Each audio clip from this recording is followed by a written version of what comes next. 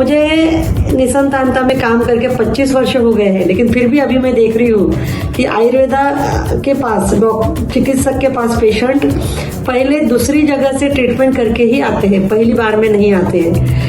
तो फिर भी हम बहुत अच्छे रिजल्ट देते हैं, मतलब 80% से ज़्यादा दंपति को हम संतान प्राप्ति कराते हैं। तो ये रेशियो काफ़ी बड़ा है। तो अगर हमारे पास पहले बार के अगर कपल आते हैं तो हम और बेहतर रिजल्ट दे पाएंगे। तो इसमें क्या है ना, निसंतानता में हमें कुछ चीज़ें समझनी है कि एक तो हम ट्रीटमेंट करने जाते हैं, आयुर्वेदिक ट्रीटमेंट भी, तो हमें ध्यान देना है कि हम सही चिकित्सक के पास ही जाएं। चिकित्सा करेंगे, चिकित्सा के साथ आपका पंचकर्म होगा, पंचकर्म करेंगे। आपके एज के हिसाब से, आपके समस्या के हिसाब से आपको अलग अलग तरह से हम आपकी चिकित्सा की जाएगी। क्योंकि स्त्रियों में जो प्रॉब्लम होते हैं तो उनको हमारे इसमें फिर ग्रुप किए जाते हैं। एक होता है वजाइनल फैक्टर यानी योनिगत समस्या, फिर होता है ट्यूबल फैक्टर यानी ट्यूब में कोई समस्या होना, फिर होता है यूटेराइन फैक्टर यानी गर्भाशय में कोई समस्या होना, और फिर होता है ओवेरियन फैक्टर यानी आपका ओवुलेशन में कोई समस्या होना।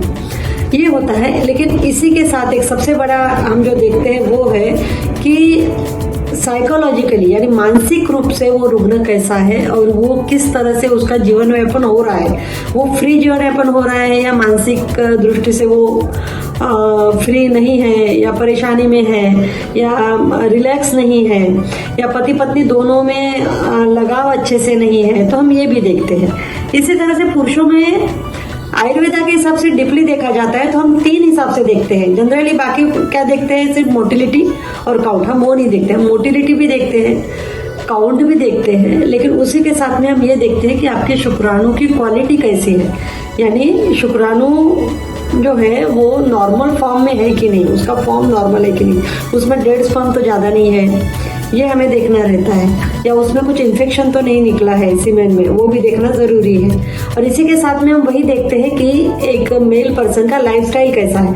यानी मैं जो आयुर्वेदा में नाड़ी करती हूँ तो नाड़ी में क्या फर्क पड़ता है, हम इनफर्टिलिटी का ही ट्रीटमेंट कर रहे हैं, बाकी भी कर रहे हैं, लेकिन नाड़ी से ये पता चलता है इनफर्टिलिटी के आप जब टेस्ट करते हो आपको ये पता चल रहा है कि मुझे ये समस्या है, लेकिन नाड़ी का ये फायदा होता है कि नाड़ी से उस समस्या का उद्गम पता चलता है। यानी नाड़ी से ये पता चलता है कि ये समस्या कहाँ से शुरू हुई है, यानी फ्रॉम वेयर ये ओरिजिनेट हुई है, कहाँ से शुरुआत हुई है, ताकि अगर हमें ये पता चलता है तो हम उसका बेहतर इलाज कर सकते हैं।